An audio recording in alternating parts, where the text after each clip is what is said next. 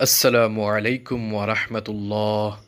প্রিয় দর্শক, বিদায় হজ্জে রাসূলুল্লাহ সাল্লাল্লাহু আলাইহি ওয়াসাল্লাম বলেছিলেন, হে মানব সকল, আমার কথা মনোযোগ দিয়ে শুনবে, কারণ আগামী বছর আমি তোমাদের সাথে এখানে সমবেত হতে পারবো কিনা জানি না।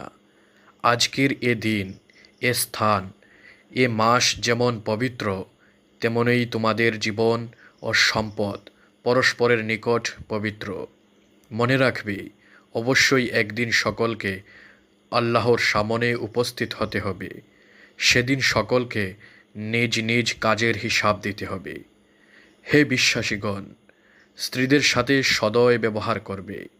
তাদের উপর তোমাদের যেমন অধিকার আছে, তেমনই তোমাদের উপর তাদের অধিকার রয়েছে। সর্বদা অন্যের আমানত রক্ষা করবে এবং পাপ কাজ থেকে বিরত থাকবে। আর এখন থেকে জাহেলি যুগের সকল সুদ বাতিল করা হলো। আমি প্রথমে আমাদের বংশের আব্বাস ইবনু আব্দুল মুত্তালিবের সকল সুদ বাতিল করলাম। আল্লাহর সাথে কাউকে শরিক করবে না, আর অন্যায়ভাবে একে অন্যকে হত্যা করবে না। মনে রেখো, দেশ, বর্ণ, গোত্র, সম্প্রদায় নির্বিশেষে সকল মুসলমান সমান। আজ থেকে বংশগত শ্রেষ্ঠত্ব বিলুপ্ত হলো। শ্রেষ্ঠত্বের একমাত্র মাপকাঠি হলো আল্লাহ ভীতি ও সৎকর্ম। সে ব্যক্তিই সবচাইতে সেরা, যে নিজের সৎকর্ম দ্বারা শ্রেষ্ঠত্ব অর্জন করে। ধর্ম নিয়ে বাড়াবাড়ি করবে না। পূর্বের অনেক জাতি এ কারণেই ধ্বংস হয়েছে।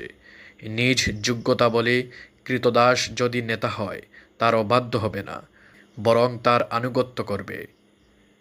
দাস দাসীদের প্রতি সদয় ব্যবহার করবে।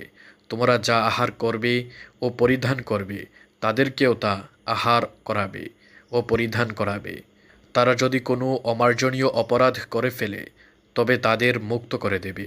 তবুও তাদের সাথে দুর্ব্যবহার করবে না, কেননা তারাও তোমাদের মতোই মানুষ, আল্লাহর সৃষ্টি।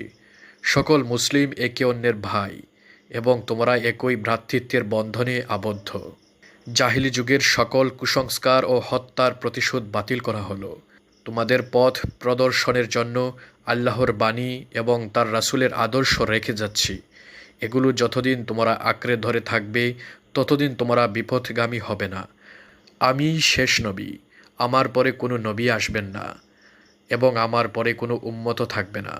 তোমরা যারা উপস্থিত আছো, তারা অনুপস্থিতদের কাছে আমার বাণী পৌঁছে দেবে। প্রিয় দর্শক, আমরা রাসূল সাল্লাল্লাহু আলাইহি ওয়াসাল্লামের বিদায় হজ্জের ভাষণ এখানে সংক্ষিপ্তভাবে আলোচনা করেছি।